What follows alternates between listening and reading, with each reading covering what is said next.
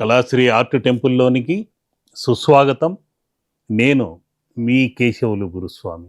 స్వామియే శరణమయ్యప్ప, 18 శరణమయ్యప్ప, పొన్నంబల వాసనే శరణమయ్యప్ప, కన్నిమూల గణపతియే శరణమయ్యప్ప, పంబా నదియే శరణమయ్యప్ప, பொண்ணு 18 శరణమయ్యప్ప, మకర జ్యోతి విளக்கே శరణమయ్యప్ప. ఓం స్వామియే శరణమయ్యప్ప. ముఖ్యంగా కార్తీక మాసము నుండి అనేక రకాల దీక్షలు కొనసాగుతూ వస్తున్నాయి.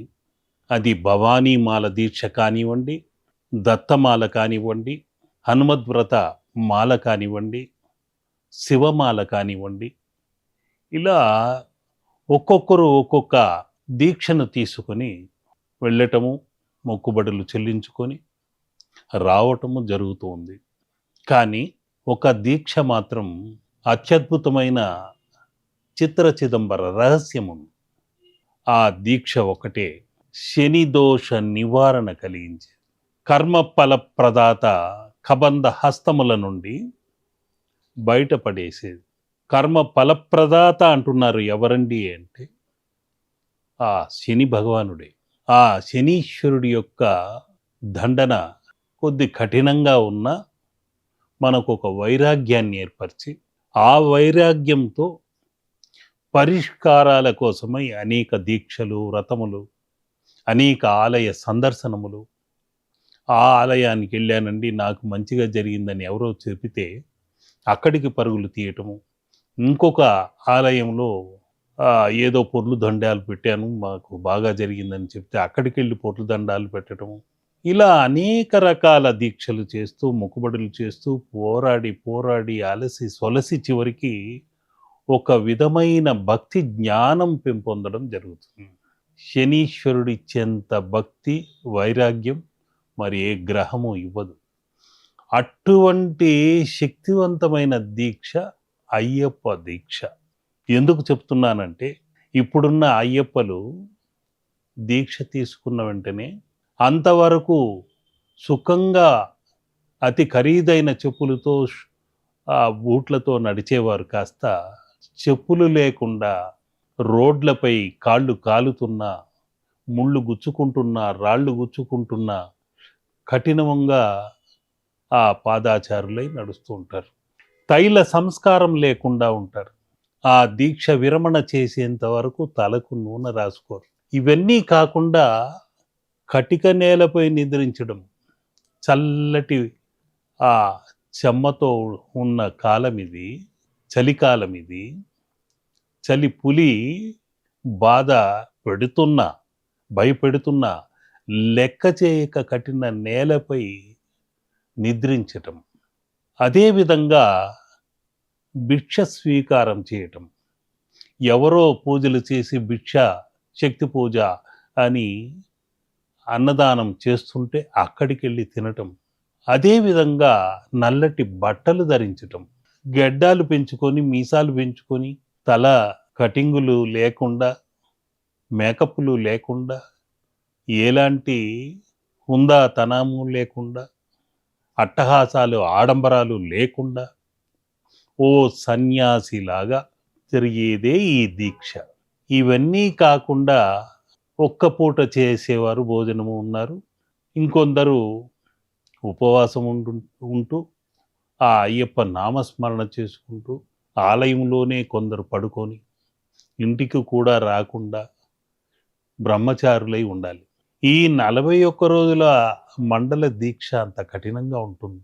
ఒక శని యొక్క ప్రభావం ఉన్నప్పుడు ఎన్నెన్ని రకములుగా ఉంటాయో అవన్నీ వీరి ఈ 41 రోజులలో అనుభవించడం జరుగుతుంది.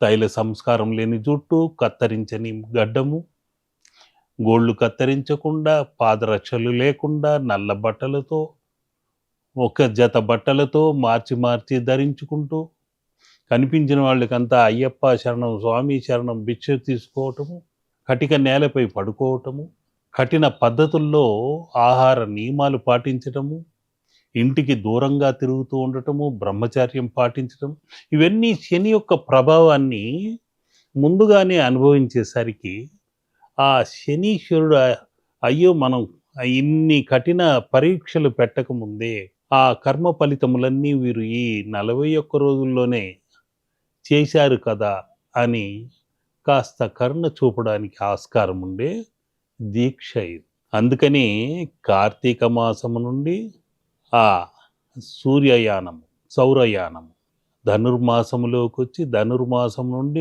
మకర రాశిలోకి వెళ్ళినప్పుడు మకర జ్యోతిని దర్శించుకొని తిరిగి ఇంటికి వస్తుంటారు.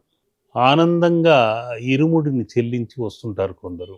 మరికొందరు తనకున్న వ్యసనాలను కూడా త్యాగం చేసి ధూమపానమో, మద్యపానమో మానేసి చాలా కఠిన నియమాలు పాటిస్తూ ఉంటారు.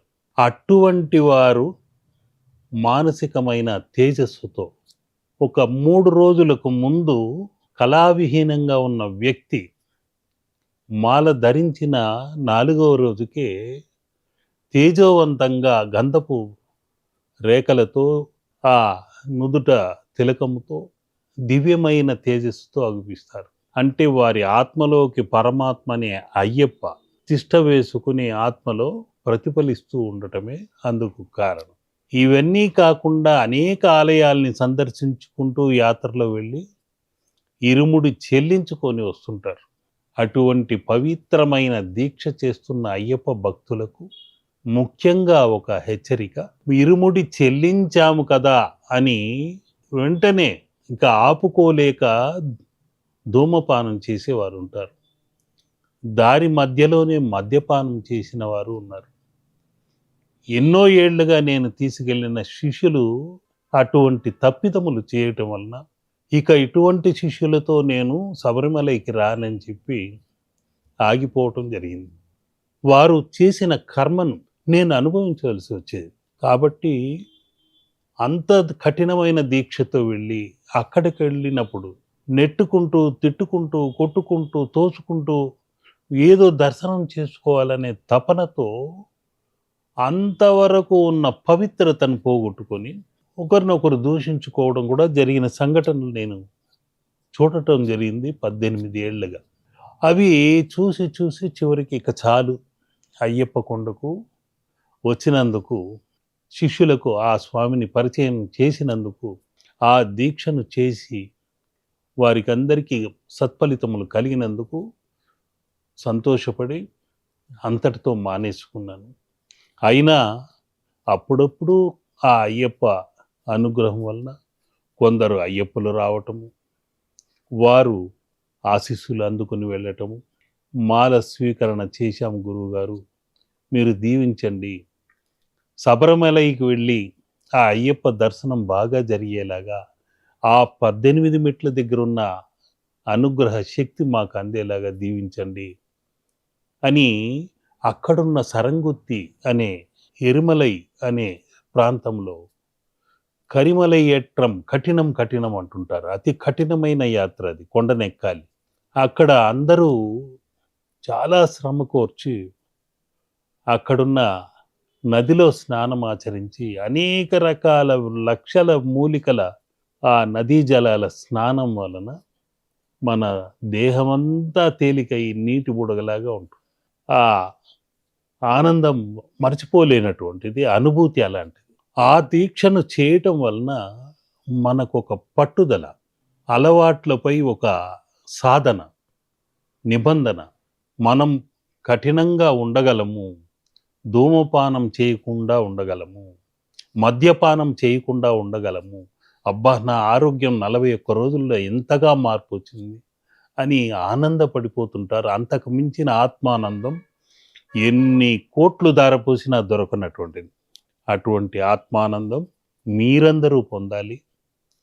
ఆ మకర జ్యోతి సందర్శనం చేసుకొని, మకర జ్యోతి అంటే ఎవరో ఎక్కడో వెలిగిస్తున్నారు అన్నదే కాదు, ఆ తార నక్షత్రము మిలమిలలాడుతూ ఆకాశంలో పైకి సూర్యోదయంలాగా పైకి లేస్తూ ఉంటే ఒక్కసారిగా కోట్ల మంది అయ్యప్ప స్వాములు స్వామియే శరణమయ్యప్ప, శరణమయ్యప్ప, శరణమయ్యప్ప అంటూ ప్రతిధ్వనిస్తుంటే ఆ శబరిమలై మొత్తం రోమాంచితమైపోతూ ఉంటుంది. ఆ జ్యోతిని చూసి ఆరాధనతో, ఆ భక్తులు అంటుంటే ఇంకా అంతకు మించిన అనుభూతి ప్రపంచంలో మరెక్కడా దొరకదేమో అనిపిస్తుంది. కాబట్టి అంత పవిత్రతగా వెళ్ళి దర్శనం చేసుకొని ఇంటికొచ్చిన తర్వాత మీరు గనక ఆ తీసుకొచ్చిన ప్రసాదాలు అన్నీ అయ్యప్ప ముందు పెట్టి యాత్ర సంపూర్ణంగా చేసి వచ్చాను అని కర్పూర హారతినిచ్చి శరణం చెప్పాలి. ఆ తర్వాతే మరణం మనకు దగ్గరికి రాదు. ఆ తర్వాతే ఆ ప్రసాదాన్ని అందరికీ పంచిపెట్టి తెలిసి తెలియక ఏవైనా తప్పులుంటే క్షమించు తండ్రి ఈ యాత్రలో అంటూ ఆ అయ్యప్పను క్షమాపణతో ముగించిన తర్వాతే ఆ మరుసటి రోజు నుండి మీరు కార్యక్రమాలు తక్కినవి ఏవైనా చేసుకోవచ్చు. షేవింగ్‌లు చేసుకోవచ్చు, కటింగ్‌లు చేసుకోవచ్చు, దుస్తులు మార్చుకోవచ్చు. అంతేకానీ చెల్లించిన వెంటనే మకర జ్యోతి చూశాం కదా! ఇక అయిపోయింది అని ఆతృత పడి ఏమాత్రం మీరు తప్పిదం చేసినా తప్పకుండా దండన ఉంటుంది అని ఆ అయ్యప్ప స్వామి తరపున ఇది హెచ్చరిక కాదు, విన్నపం.